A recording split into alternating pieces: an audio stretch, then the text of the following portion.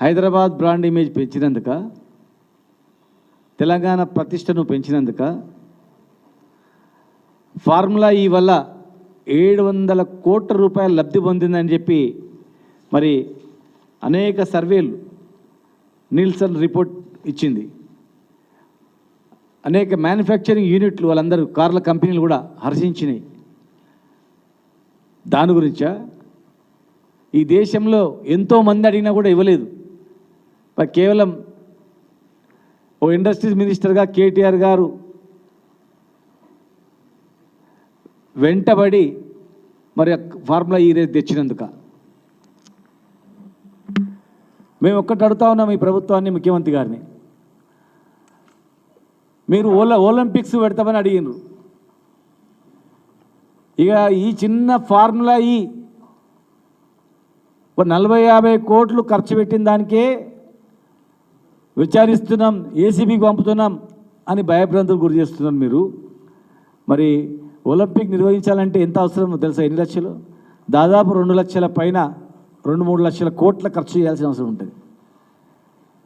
50 కోట్లకే మీరు ఏసీబీ అని బయటపెట్టిస్తుంటే రేపు ఏ కంపెనీలు వస్తాయి హైదరాబాద్కు? ఏ స్పోర్ట్స్ నిర్వహించడానికి వస్తాయి?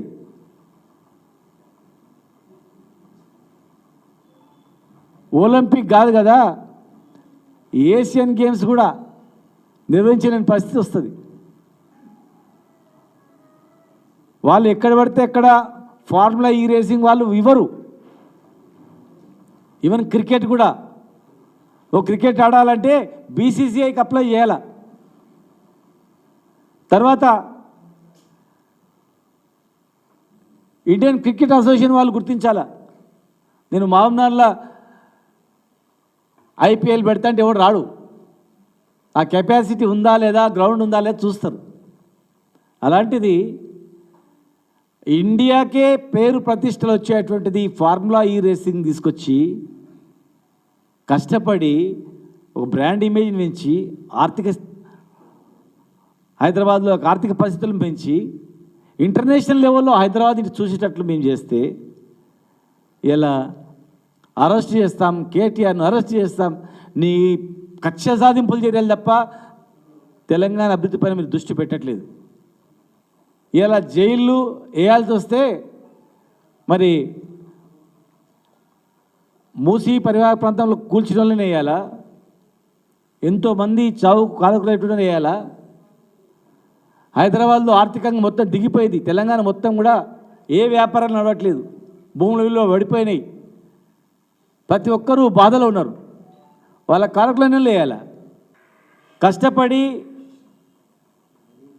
కష్టపడి తన శక్తినంతా ఉపయోగించి ఇలా తెలంగాణ ఇమేజ్ పెంచుతూ వస్తుంటే ఈ ప్రభుత్వం వచ్చిన సంవత్సరంలో, ఈ సంవత్సర కాలంలో తెలంగాణ మొత్తం కూడా అన్ని రంగాల్లో పడిపోయింది.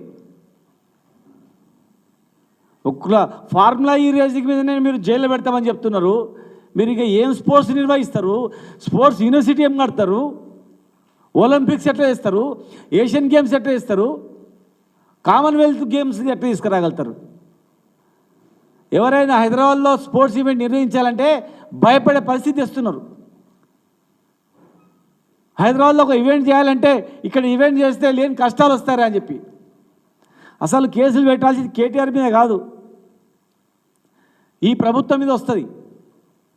ఎందుకంటే కేటీఆర్ గారు ఒక నిర్ణయం కాదు, ఒక మంత్రి అంటే ప్రభుత్వ నిర్ణయం. అది ఒక ప్రభుత్వం తీసుకున్న నిర్ణయాన్ని మీరు వచ్చి వ్యతిరేకించొద్దు. ప్రభుత్వం నిర్ణయించిన దాన్ని కొనసాగించాలా. మీరు కొనసాగించినందుకు కొన్ని 100 కోట్ల 1000 కోట్ల నష్టం ఆ సంస్థకు అవుతుంది. రేపు భవిష్యత్తులో వాళ్ళు ఈ ప్రభుత్వం మీద కేసు పెడతారు, మీ మీద కేసు పెడతారు. కేటీఆర్ మీద కేసు పెట్టడం కలల మాట, గుర్తుపెట్టుకోండి.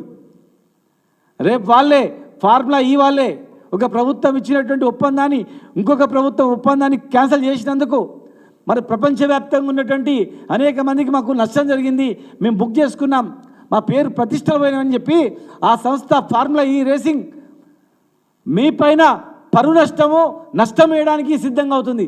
దాన్ని దృష్టిలో పెట్టుకోండి.